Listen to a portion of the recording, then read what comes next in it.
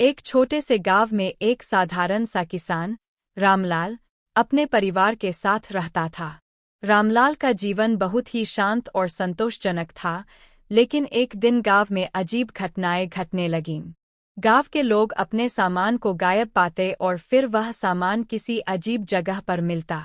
कोई भी इन घटनाओं का रहस्य नहीं समझ पा रहा था। रामलाल ने भी इस प्रकार की अजीब घटनाओं का सामना किया।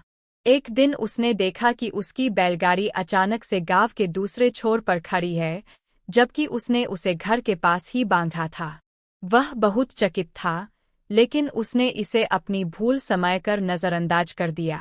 कुछ दिनों बाद गांव के मंदिर में एक महत्वपूर्ण पूजा का आयोजन किया गया। सभी गांववाले वहां इकट्ठा हुए थे। जब पूजा चल रही थी, तब अचानक से एक धुआं उठने लगा और सभी को लगा कि मंदिर में आग लग गई है। लोग घबरा गए और बाहर भागने लगे, लेकिन जब वे बाहर आए तो उन्होंने देखा कि मंदिर ठीक है और कहीं भी आग नहीं लगी है। लोग और भी हैरान हो गए। रामलाल ने इस घटना के बाद सोचा कि अब समय आ गया है कि वह इस रहस्य का पता लगाए। उसने अपने गांव के पुराने पुजारी से मिलने का निर्णय लिया। पुजारी ने रामलाल को बताया कि गांव के पास के पुराने खंडहर में एक आत्मा है जो इन अजीब घटनाओं के लिए जिम्मेदार है। वह आत्मा एक पुराने खजाने की रखवाली कर रही है जो उस खंडहर में कहीं छुपा है, लेकिन वह आत्मा तब तक चैन नहीं पा सकती जब तक कोई सच्चे दिल वाला इंसान उस खजाने को नहीं खोज लेता। रामलाल ने तय किया कि वह इस रहस्य को सुलझाएगा। अगले दिन वह खंडहर में गया और वहां के चारों ओर ध्यान से देखने लगा। अचानक उसे जमीन पर कुछ अजीब निशान दिखे। उसने ध्यान से देखा और पाया कि ये निशान किसी खजाने के संकेत हो सकते हैं। उसने उन निशानों का पीछा किया और अंततः उसे एक छुपा हुआ दरवाज़ा मिला।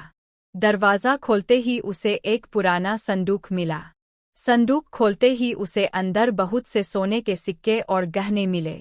उसने ध्यान दिया कि साथ में एक पुराना पत्र भी रखा हुआ था। उस पत्र में लिखा था, यह खजाना उस व्यक्ति का है जो इसे खोजने की योग्यता रखता है। इसे गांव के कल्याण के लिए उपयोग करो। रामलाल ने वह खजाना गांव के प्रमुख को सौंप दिया और उस धन का उपयोग गांव की भलाई के लिए किया गया। जैसे ही खजाना गांव के कल्याण में खर्च हुआ, सभी अजीब घटनाएं बंद हो गईं। आत्मा को शांति मिल गई थी और गांव फिर से शांतिपूर्ण जीवन जीने लगा। इस कहानी से हमें यह सीखने को मिलता है कि सही समय पर साहस और सत्यता के साथ कार्य करने से न केवल स्वयं की बल्कि समाज की भी भलाई होती है।